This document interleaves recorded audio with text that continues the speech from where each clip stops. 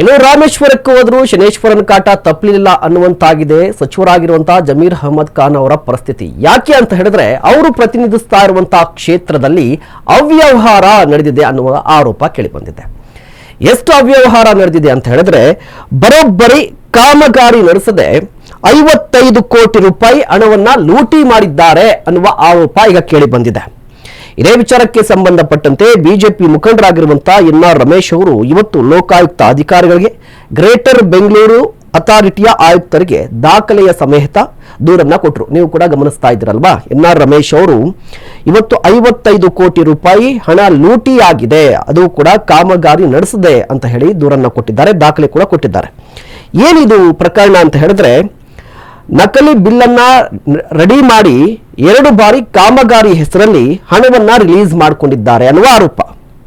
ನೋಡಿ, ನಕಲಿ ಬಿಲ್ಲನ್ನ ರೆಡಿ ಮಾಡಿಕೊಂಡಿದ್ದಾರೆ, ಕಾಮಗಾರಿನೇ ಆಗಿಲ್ಲ, ಒಂದೇ ಒಂದು ನಯಾ ಪೈಸಾ ಕೂಡ ಕೆಲಸ ಆಗಲಿಲ್ಲ, ಆದ್ರೂ ಕೂಡ ಇವರು ಬಿಲ್ಲನ್ನ ರಿಲೀಸ್ ಮಾಡಿಕೊಂಡಿದ್ದಾರೆ ಅನ್ನುವ ಆರೋಪವನ್ನ ಮಾಡಿರುವಂತದ್ದು.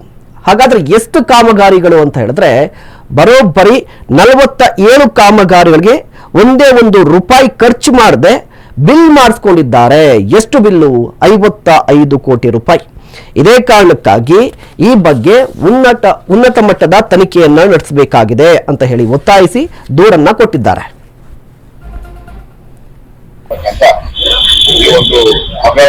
ಸುಮಾರು 56 ಕೋಟಿ ರೂಪಾಯಿ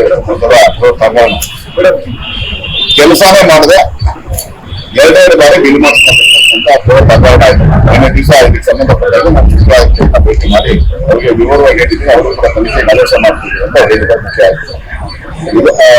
ಈ ಹಗರಣದ ವಿವರ ಅಂತಂದ್ರೆ 2020-22 ಅವಧಿಯಲ್ಲಿ 47 ಕಾಮಗಾರಿಗಳಿಗೆ ಕಾರ್ಯಾದೇಶ ಪತ್ರಗಳನ್ನ ಕೊಟ್ಟು 19 ಜನ ಪೂರ್ವ ನಿಗದಿತ ಗುತ್ತಿಗೆದಾರರಿಗೆ ಆ ಕಾಮಗಾರಿಗಳನ್ನ ನಿರ್ವಹಣೆ ಮಾಡುವಂತಹ ಗುತ್ತಿಗೆಯನ್ನ ಕೊಟ್ಟು ಒಂದೇ ಒಂದು ನಯಾ ಪೈಸೆ ಎಷ್ಟು ಕೆಲಸ ಮಾಡದೆ 27 ಕೋಟಿ ರೂಪಾಯಿ ಅಷ್ಟು ಮೊತ್ತದ 28 ಕೋಟಿ ರೂಪಾಯಿ ಮೊತ್ತದ ಹಣವನ್ನ ಬಿಡುಗಡೆ ಮಾಡ್ತಿದ್ದಾರೆ.